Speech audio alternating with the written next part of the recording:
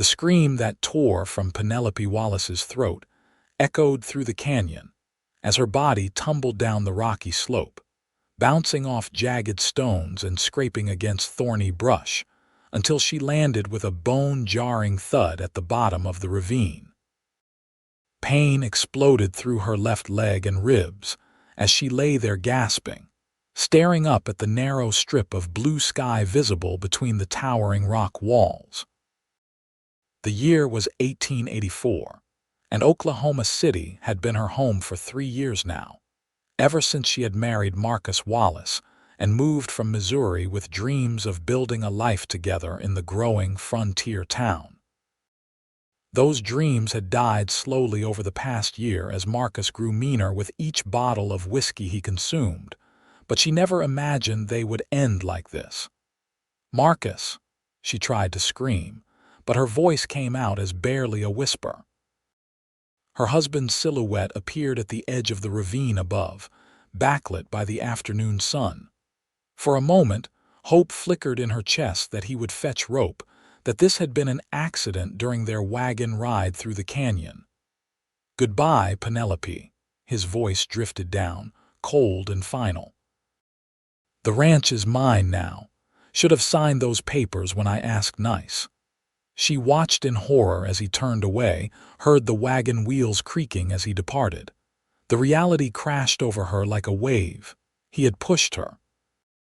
Her own husband had deliberately shoved her over the edge when she refused to sign over her father's land, the inheritance that was supposed to be her security. Now, she lay broken at the bottom of a ravine miles from town, left to die like discarded trash. Penelope tried to move, but white-hot agony shot through her leg. Looking down, she could see her ankle bent at an unnatural angle, already swelling. Each breath sent sharp pains through her ribcage. The sun was starting its descent toward the western horizon, and she knew that night in the Oklahoma Territory could be deadly, especially for someone injured and alone. Wolves, cougars, rattlesnakes, the cold that would seep into her bones once darkness fell. She closed her eyes, fighting back tears. She was 24 years old, and this was how her story would end. Hours passed in a haze of pain and delirium. Penelope drifted in and out of consciousness, sometimes dreaming of her childhood in Missouri, the smell of her mother's apple pie, the sound of her father's laugh before the fever took him. When she opened her eyes again, the sky had deepened to purple, stars beginning to prick through the darkening canvas. She was so thirsty. The sound of water trickling somewhere nearby mocked her immobility. Then she heard something else, hoofbeats, the jingle of tack. A horse somewhere above and voices. No, one voice, a man talking low and gentle to his mount. Penelope tried to call out, but her throat was too dry.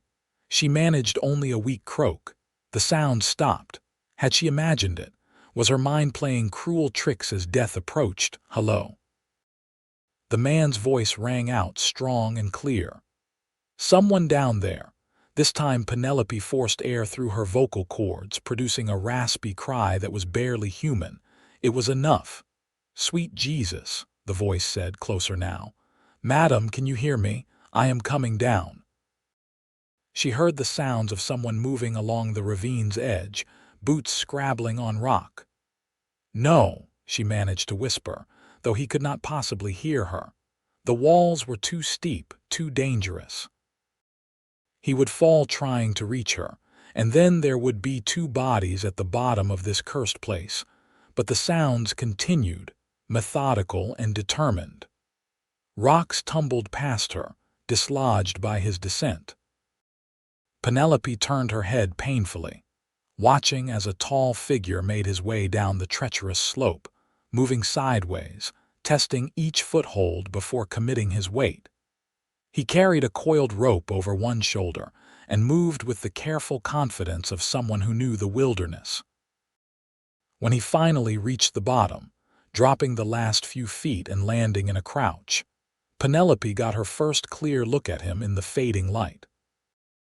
He was young, perhaps 26 or 27, with dark hair that curled slightly at his collar and a face that was handsome in a rugged, weathered way.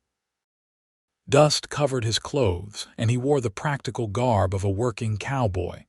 Worn denim pants, a faded blue shirt, a leather vest, and a hat that had seen better days. But it was his eyes that struck her most, a startling green that seemed to glow in the dimness, filled with concern as he quickly crossed to her side.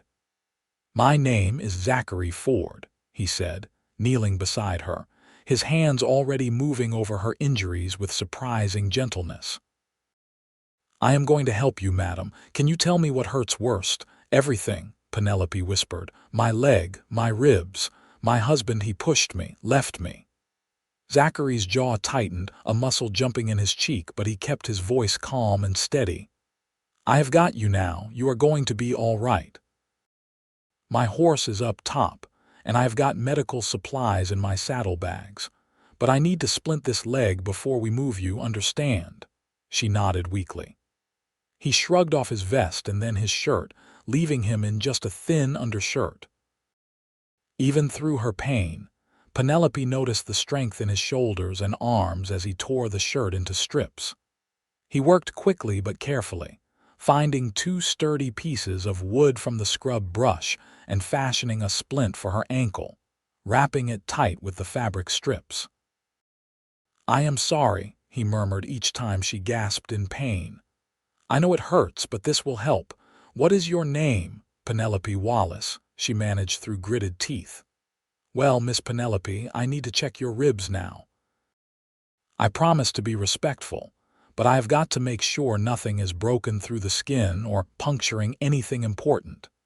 His fingers probed gently along her ribcage through her dress, and she could feel his care in every touch. "I think they are just bruised, maybe cracked," he said finally. "I am going to bind them, but first, you need water." He pulled a canteen from his belt and supported her head with one hand, bringing the opening to her lips. Penelope drank greedily, the water like heaven on her parched throat. When she had drunk her fill, Zachary used some of the remaining strips of his shirt to bind her ribs, working with a competence that spoke of experience. "Where did you learn to do this?" she asked, her voice stronger now. "Spent 2 years as a trail hand on the Kishom Trail," he said, focused on his task. "You see every kind of injury out there, learn to patch folks up because there is not always a doctor for 100 miles. Hold still now, I need to make this tight." When he finished, he sat back on his heels and looked up at the darkening sky, then at the ravine walls. "It is too dangerous to climb out with you tonight. I could make it up alone, but carrying you in the dark would be suicide for both of us. We will camp here tonight, and at first light, I will rig a pulley system with my rope to get you up. You are staying." Penelope could not hide her surprise or her relief. Zachary looked at her as if she had said something absurd. "Of course I am staying." "You think I would climb up and leave you down here alone? What kind of man do you take me for?" There was indignation in his voice that almost made her smile despite everything. "A good one," she said softly. "Thank you, Mr. Ford." "Zachary," he corrected, already moving around their small space at the bottom of the ravine, gathering dried wood for a fire. "We are camping together, might as well use first names."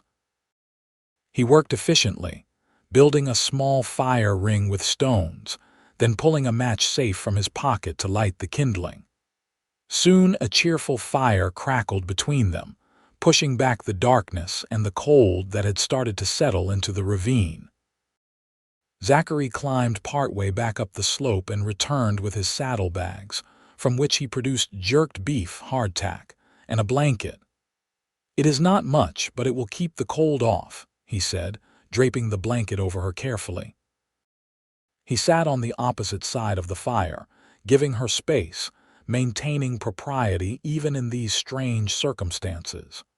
The firelight danced across his features as he handed her some of the dried meat. "I cannot take your food," Penelope protested weakly. I have got plenty, and you need your strength. Eat." They sat in silence for a while, the crackling fire and the distant sound of trickling water the only noises in the darkness. Finally, Penelope spoke, the words tumbling out in a rush as if a dam had broken. "We were married 3 years ago in Missouri. My father had died and left me his land, good farmland near the border. Marcus was charming then, or maybe I was just lonely and grieving. We came to Oklahoma City for a fresh start. He said he wanted to raise cattle, build something together." She paused, staring into the flames. Zachary said nothing, but she could feel him listening, really listening in a way Marcus never had. "It started small," she continued. "He would get angry when supper was not ready on time or if I questioned how he spent money. Then the drinking got worse. He wanted me to sign the land over to him, said it was not right for a woman to hold property when she had a husband to manage it. But something made me refuse. Maybe I knew, deep down, that land was the only thing keeping me from being completely powerless." Her voice broke. "Today he told me we were going for a ride, said he wanted to show me something beautiful in the canyon. I thought maybe he was trying to be sweet again, like he used to be. But when we reached this ravine, he grabbed my arm and demanded I sign the papers he had drawn up.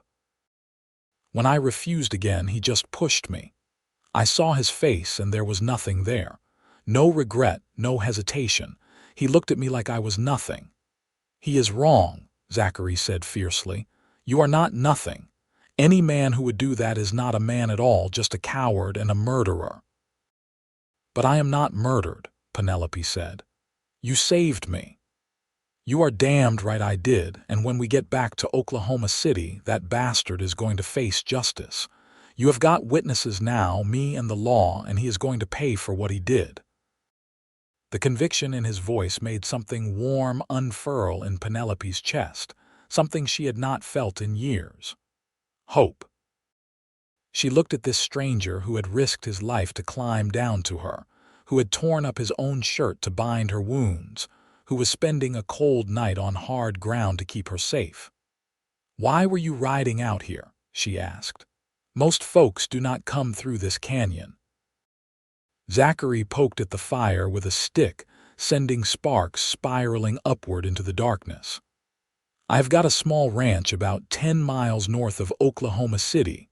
Just me and a couple of hired hands, running cattle. I was tracking a missing steer, thought maybe it had wandered into the canyon looking for water. Lucky I did, or I would not have heard you." "Lucky," Penelope repeated softly. "I thought I was going to die here. I had made peace with it. Do not talk like that."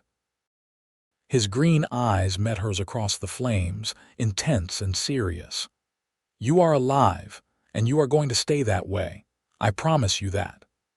They talked through the night, partly to keep Penelope awake in case of concussion, partly because neither of them seemed able to stop.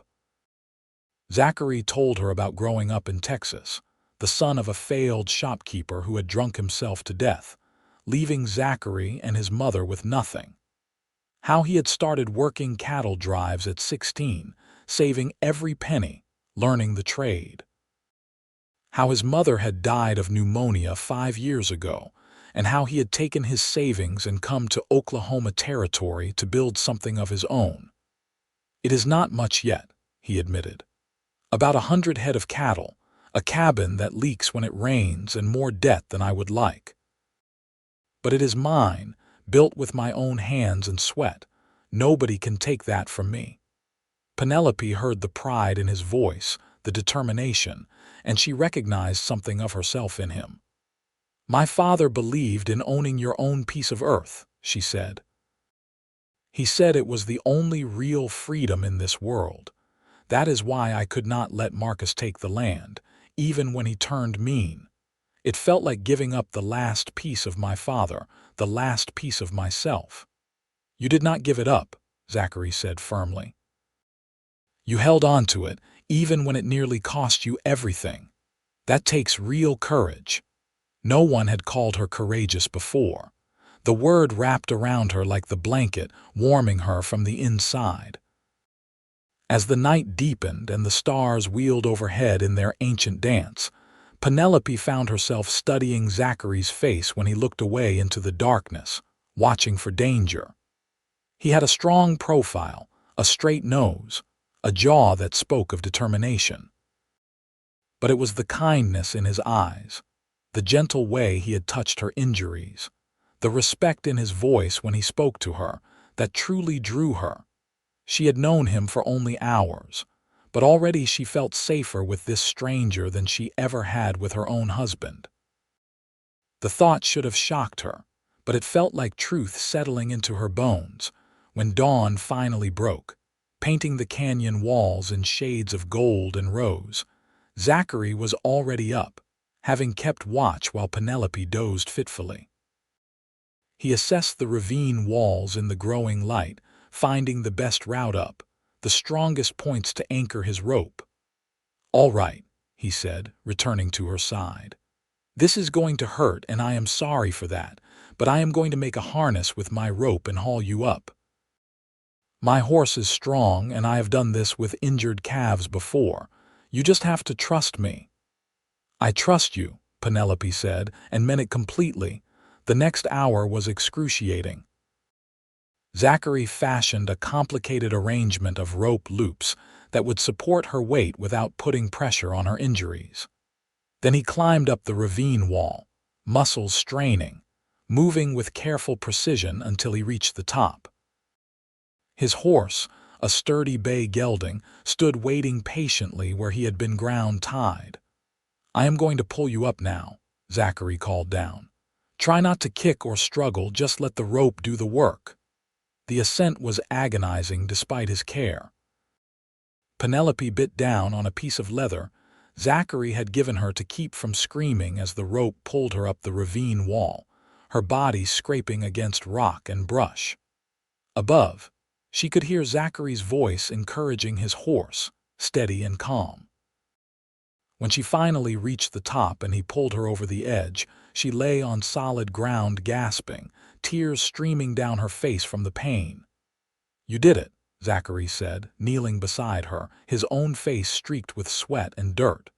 "You are so strong, Penelope, so damned strong." He gathered her into his arms as gently as if she were made of glass, lifting her with surprising ease, and carried her to his horse. Getting her mounted in front of him was another ordeal, but finally she was settled sideways across his saddle, her back against his chest, his arms forming a protective cage around her as he held the reins. "The ride is going to be rough," he warned. "But I will go slow, and I will get you to a doctor as fast as I can." The journey back to Oklahoma City took hours. Zachary kept his word, guiding his horse carefully, avoiding rough ground, murmuring apologies each time she gasped in pain. The morning sun climbed higher, baking them under its relentless heat. Zachary shared his canteen with her frequently, and when she dozed against his chest, exhausted from pain, he held her securely, his heart beating steady and strong beneath her ear. Penelope woke as they crested a rise and Oklahoma City spread out below them. It was still a rough frontier town, more dirt streets than pavement, buildings of raw wood and false fronts, but it was civilization, safety, witnesses. Zachary guided his horse straight to the doctor's office, a small building on Main Street marked with a painted sign. "Doc Brennan," he shouted, sliding from the saddle and reaching up to lift Penelope down with infinite care. "Doc, I need you." An older man with steel gray hair and wire spectacles emerged, took one look at Penelope's condition, and immediately ushered them inside. "Put her on the examination table." "What happened?" "She was thrown into a ravine," Zachary said, laying her down carefully. "Left ankle is broken. Ribs are bruised or cracked, various cuts and scrapes. She was down there all night before I found her." Dr. Brennan's experienced hands began their examination while Zachary stepped back, giving the man room to work.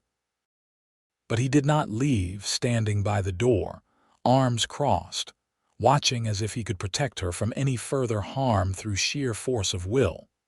The doctor worked quickly, setting her ankle properly, rewrapping her ribs with professional bandages, cleaning and stitching the worst of her cuts.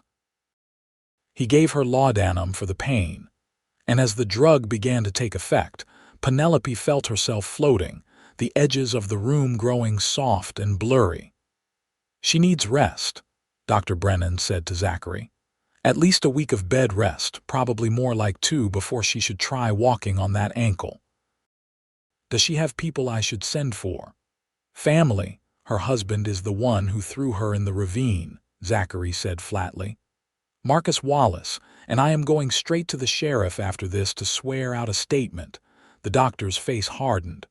"Marcus Wallace, I know him, unfortunately. He was in here 2 months ago, demanding I give him money to cover his wife's medical bills from where he claimed she had fallen down their stairs. I suspected then it was not the whole truth." He looked at Penelope with genuine sympathy. "You have had a terrible time of it, my dear. But you are safe now." "She cannot go back to that house," Zachary said, voicing what Penelope was too fuzzy from medication to articulate. "Is there a boarding house or somewhere safe?" "Mrs. Chen runs a respectable establishment 2 blocks over," the doctor said. "She takes in ladies sometimes who need a safe place. I will send word to her." "I will pay for her room," Zachary said immediately, "and whatever other costs she needs. Food, medicine, whatever." "You do not have to do that," Penelope managed to say, the words slurring slightly. "You have done so much already." Zachary came to her side, taking her hand in his. His palm was calloused and warm, his grip firm but gentle. "I am seeing this through, Penelope. All the way through. You are not alone anymore, understand?" She wanted to argue to maintain her independence, but the truth was she had nowhere to go, no money of her own, no family. Marcus had isolated her carefully over the years, and now she was injured and vulnerable. Accepting help felt like weakness, but when she looked into Zachary's earnest green eyes, she saw only genuine concern, no expectation of repayment or control. "Thank you," she whispered, and his hand squeezed hers gently. The next few hours passed in a blur. Zachary left to speak with Sheriff Donovan, while Dr. Brennan arranged for Penelope to be transported to Mrs. Chen's boarding house. The landlady turned out to be a petite Chinese woman in her 50s with shrewd eyes and a kind smile, who took one look at Penelope and immediately began issuing orders to her teenage son to prepare the best room, the one with the window overlooking the garden. Penelope was installed in a clean, bright room with flowered wallpaper and a comfortable bed, so different from the stark, unwelcoming house she had shared with Marcus. Mrs. Chen brought her soup and tea, chattering in a mix of English and Cantonese, making it clear that any man who tried to enter the boarding house uninvited would regret it thoroughly. When Zachary returned that evening, his face was grim. Mrs. Chen allowed him into the parlor but stayed nearby, chaperoning properly. He sat in the chair beside Penelope's settee, where she reclined with her leg elevated, and delivered his news. "Sheriff Donovan is looking for Marcus now," he said. "I gave my statement about finding you and what you told me. The sheriff says with your testimony there is enough to charge him with attempted murder. But there is a problem." He hesitated, jaw working. "Marcus has not been seen since yesterday morning. He did not come home last night and his wagon is gone. The sheriff thinks he might have run." Penelope felt a chill despite the warm room. "He has to know someone would find me eventually. He must have planned to disappear." "Or he is planning something else," Zachary said darkly. "That is why I am staying in town until he is caught. I have got a room at the hotel and I am going to check on you twice a day minimum." He comes anywhere near you, he will answer to me. You cannot put your life on hold, Penelope protested. You have a ranch, cattle, work to do. My foreman can handle things for a while. This is more important. Over the next week, a routine developed. Zachary appeared every morning and evening, bringing news, books to keep her entertained, even wildflowers he picked on his rides around town searching for Marcus. They talked for hours, conversations that ranged from the practical to the profound, learning each other's minds and hearts.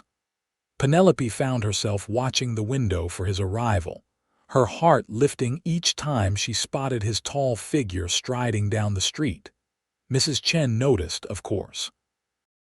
"That cowboy, he is sweet on you," she said one afternoon, bringing tea. "Good man, strong but gentle, much better than bad husband. We are just friends," Penelope said, blushing. "He is being kind." "Friends?" Mrs. Chen laughed, a sound like bells. "Friends do not look at each other like you two look. He watches you like you are most precious thing in world. You watch him same way when you think he not notice. I am old woman, I know these things." Was it so obvious? Penelope's feelings had been growing every day, impossible to deny. Zachary made her laugh with his stories of cantankerous cattle and stubborn horses. He listened to her opinions on everything from politics to philosophy, never dismissing her thoughts the way Marcus had. He treated her like an equal, someone whose mind and spirit mattered as much as any man's. And when he smiled at her, really smiled with his whole face, something in her chest felt like it was unfurling toward the sun after years in shadow. But it was too soon, was it not? She was still married, even if Marcus had tried to kill her. The scandal of developing feelings for another man so quickly would be immense. Yet when Zachary visited that evening and took his customary seat beside her, Penelope could not stop herself from studying his face, memorizing the way lamplight caught in his dark hair, the way his eyes crinkled at the corners when he smiled. "You are staring," he said softly, catching her. "What are you thinking?" "That I am grateful," she said, which was true but not the whole truth. "That you are a good man, that I do not know what I would have done without you." Zachary leaned forward, elbows on his knees, his expression serious. "Penelope, I need to tell you something. These past days, getting to know you, it has meant more to me than I know how to say properly. You are smart and brave and beautiful, and every time I leave here, all I can think about is getting back to see you again. I know the situation is complicated. I know you are still legally married to that bastard. I know it is too soon. But I need you to know how I feel, even if we cannot do anything about it yet. I am falling in love with you." The words hung in the air between them, honest and vulnerable. Penelope's breath caught. She should tell him it was impossible, that her life was too messy, that she could not offer him anything. But the truth refused to be contained. "I am falling in love with you too," she whispered. "I know I should not be. I know it is too fast and too complicated, but I cannot help it, Zachary. You make me feel alive again, like I matter, like I am more than just something to be owned and discarded." He reached out slowly, giving her time to pull away, and when she did not, he cupped her cheek in his palm. His touch was reverent, filled with barely restrained longing. "You matter," he said fiercely. "You matter so much, and I swear to you I am going to make sure you are free of him. Legally free. And then, if you will have me, I want to court you properly, do this right, give you the kind of love you deserve." Tears spilled down Penelope's cheeks, but they were good tears, cleansing tears. "I would like that. I would like that very much." They did not kiss, not yet, holding back for propriety's sake, and because Penelope was still technically another man's wife. But they sat together, his hand in hers, and made quiet promises about a future that suddenly seemed possible. 2 days later, Sheriff Donovan arrived at the boarding house with news. "We found him," he said, standing in Mrs. Chen's parlor with his hat in his hands. "Marcus Wallace is in custody. He was 3 counties over, trying to sell your Missouri land to a speculator, forging your signature on the deed. The buyer got suspicious and contacted authorities, and we picked him up yesterday." Penelope felt the tension that had gripped her for weeks finally begin to release. "What happens now?" "Now you testify," the sheriff said. "There will be a trial. With Mr. Ford's testimony about finding you, your statement about him pushing you, and the evidence of attempted fraud with the land deed, we have got a solid case. He is going to prison for a long time, madam. And I have spoken with Judge Morrison. Given the attempted murder, the judge said he is prepared to grant you an immediate legal separation and eventual divorce on grounds of extreme cruelty and abandonment. It is not common, but the circumstances are exceptional." It felt surreal, like the bars of a cage she had not even fully realized she was in were suddenly opening. "How long until the trial?" 2 weeks, maybe 3. "He is not going anywhere, though, I promise you that."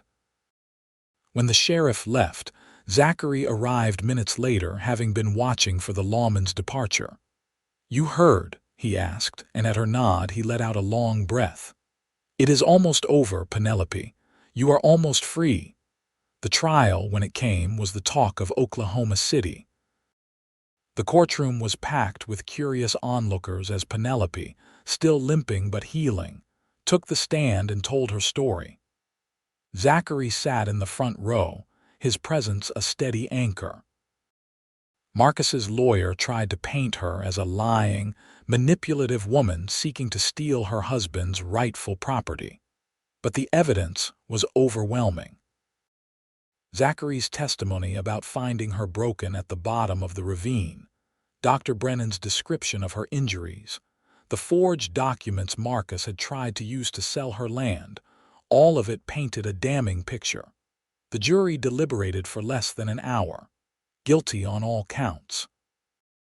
Marcus Wallace was sentenced to 15 years in the territorial prison. As they led him away in chains, he looked at Penelope with pure hatred, but she met his gaze steadily, no longer afraid. He had no power over her anymore.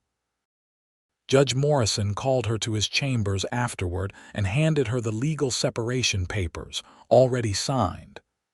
"The divorce will be finalized in 6 months," he said kindly. "But legally, you are free of him, Miss Wallace. Your property is your own again, and I have issued an order that he is never to contact you or come within 100 yards of you, even after his release from prison." Walking out of the courthouse into the bright October sunshine, Penelope felt lighter than air. Zachary was waiting on the steps, and when he saw her face, he grinned. "It is done. It is done." Right there on the courthouse steps, propriety be damned, Zachary swept her into his arms and spun her around, careful of her still healing ankle. When he set her down, they were both laughing, and Penelope could not remember the last time she had felt so purely happy. "So," Zachary said, suddenly shy, "I know you need time to heal, to figure out what you want to do with your life now that it is yours again. But I meant what I said about courting you properly. If you are willing, I would like to call on you, take you to dinners and dances, show you off to the whole territory as the most incredible woman I have ever met." "Yes," Penelope said, no hesitation. "Yes to all of it." The courtship that followed was the stuff of romance novels. Zachary was attentive without being smothering, bringing her flowers and books, taking her on carefully planned outings as her ankle healed. They went on picnics by the Canadian River, attended church socials, took long walks through Oklahoma City's growing downtown. Everywhere they went, people smiled at them, charmed by the obvious affection between the cowboy and the woman he had saved, Mrs. Chen became their most enthusiastic supporter, inviting Zachary to dinner at the boarding house regularly, always ensuring they had time alone in the parlor afterward to talk and dream together. As autumn turned to winter and Penelope's divorce papers were finalized in early December, the entire town seemed to be waiting for the inevitable question. Zachary made his proposal on Christmas Eve, during a light snowfall that dusted Oklahoma City with white. He had taken Penelope to see the ranch for the first time, the small but sturdy cabin he had built with his own hands, the barn housing his horses and the winter feed for his cattle. It was modest, yes, but it was also beautiful in its simplicity, a testament to hard work and honest living. "I know it is not much," Zachary said, standing with her on the porch overlooking the snow-covered prairie. "I know you have land in Missouri that is probably worth 10 times what I have here. But this place, it is built on love and hope and dreams of the future. I want to build that future with you, Penelope. I want to wake up next to you every morning and fall asleep holding you every night. I want to raise children with you, grow old with you, face whatever comes with you by my side. Will you marry me? Will you be my wife?" He pulled out a simple gold band, all he could afford, but to Penelope it was more beautiful than any jeweled ring could ever be. "Yes," she said, throwing her arms around his neck. "Yes, 1,000 times yes." Their wedding was held on a brilliant February day in 1885 at the little church in Oklahoma City, with half the town in attendance. Penelope wore a dress of cream-colored silk that Mrs. Chen had helped her sew, simple but elegant. Zachary wore a new suit, his dark hair slicked back, looking more handsome than she had ever seen him. When they exchanged vows, their voices were steady and sure, and when the minister pronounced them husband and wife, the kiss they shared was sweet and full of promise. The wedding dinner was held at the town's hotel, a lively affair full of music and laughter. They danced until Penelope's ankle ached, and then they danced some more, unable to resist the joy of being held in each other's arms. When they finally left for the ranch that would now be their home together, the stars were bright overhead and the winter air was crisp and clean. Inside the cabin, Zachary had laid a fire in the hearth, and the single room glowed with warmth and light. He carried her over the threshold, both of them laughing at the tradition, and set her down gently. For a moment they simply stood there, looking at each other, the weight of everything they had been through and everything they were beginning settling around them. "I love you," Penelope said. "I loved you almost from the moment you climbed down into that ravine, and I will love you until my last breath." "I love you too," Zachary replied, pulling her close. "You are my miracle, Penelope Ford, my beautiful, brave miracle." Their wedding night was tender and passionate, a celebration of survival and love and new beginnings.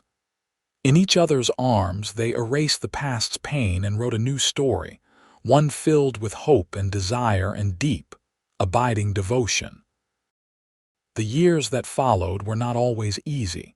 Ranching never was, but they were good years, rich with meaning and shared purpose. Penelope proved to be a natural with horses and had a head for the business side of ranching that complemented Zachary's practical skills. Together they expanded the operation, selling her Missouri land and investing the proceeds into more cattle, better breeding stock, improvements to the ranch. Their first child, a son they named Samuel, was born in the spring of 1886, delivered by Dr. Brennan with Mrs. Chen attending as a sort of honorary grandmother. Zachary wept when he held his son for the first time, this tiny perfect human that he and Penelope had created together out of love. Samuel had his father's dark hair and his mother's sharp intelligence, and from his earliest days he was curious about everything.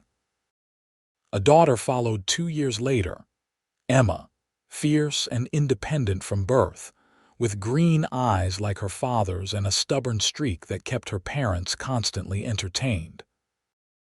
Then another son, Thomas, gentle and thoughtful, who loved animals and spent hours in the barn caring for orphaned calves. The ranch prospered under their joint management, becoming one of the most successful operations in the territory.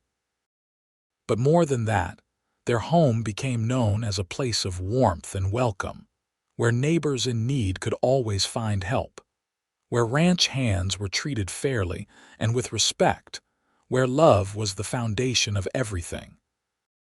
On quiet evenings, after the children were asleep, Penelope and Zachary would sit together on the porch they had expanded over the years, watching the sun set over the prairie.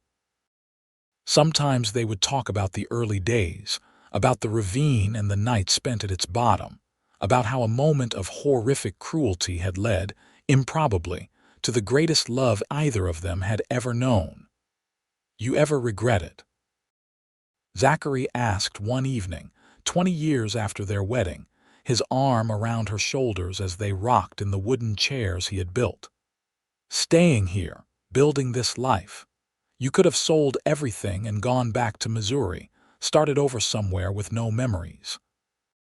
Penelope looked at the land spread out before them, golden in the sunset, at the solid house they had built to replace the original cabin, at the barn where their children were finishing evening chores.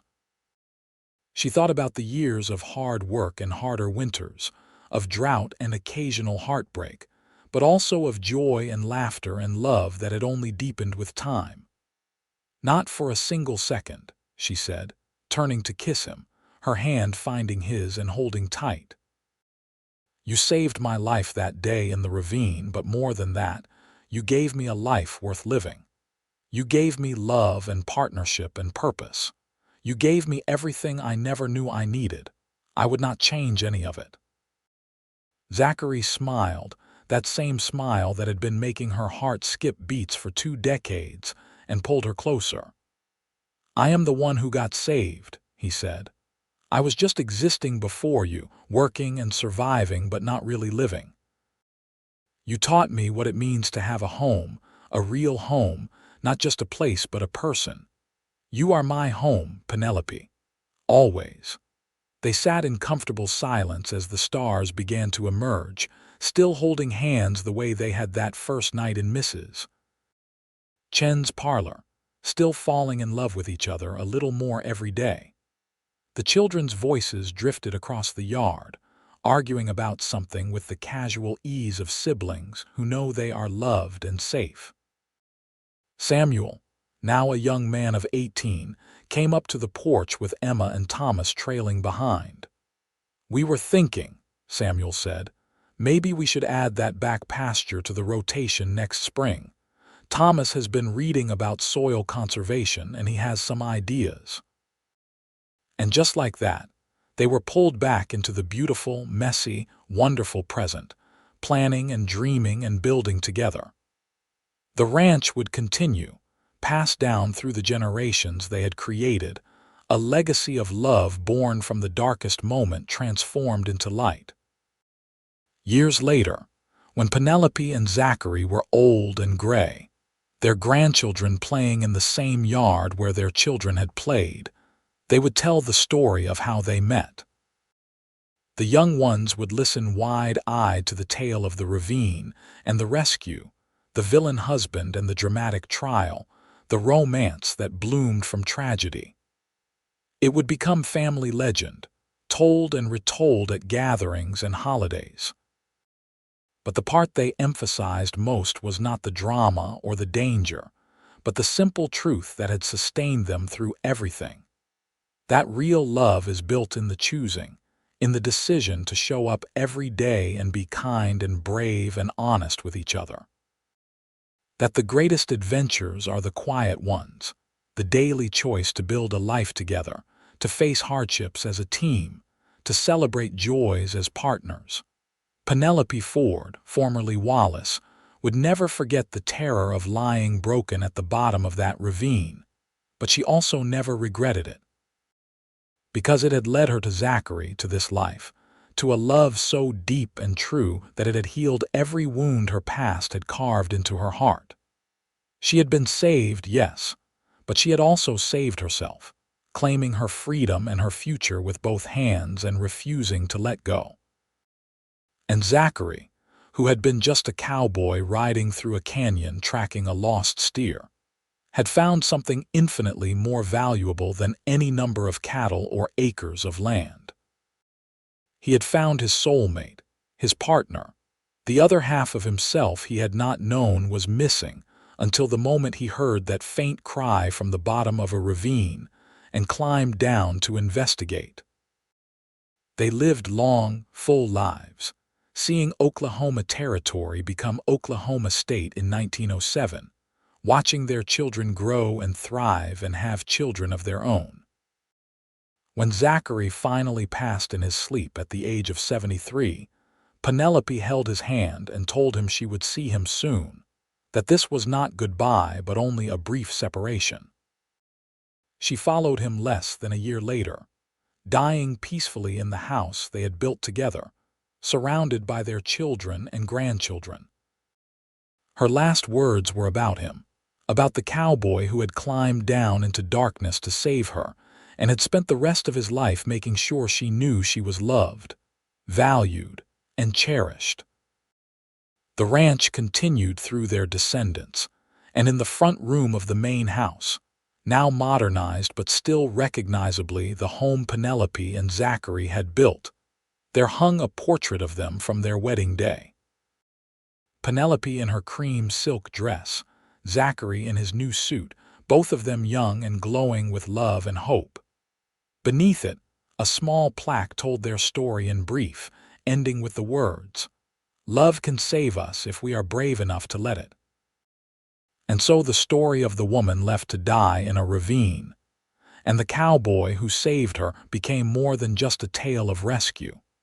It became a testament to resilience, to the possibility of second chances, to the transforming power of love given freely and received with gratitude. It became proof that even from the darkest moments, light can emerge, and that sometimes the end of one story is really just the beginning of something far better than we ever dared to imagine.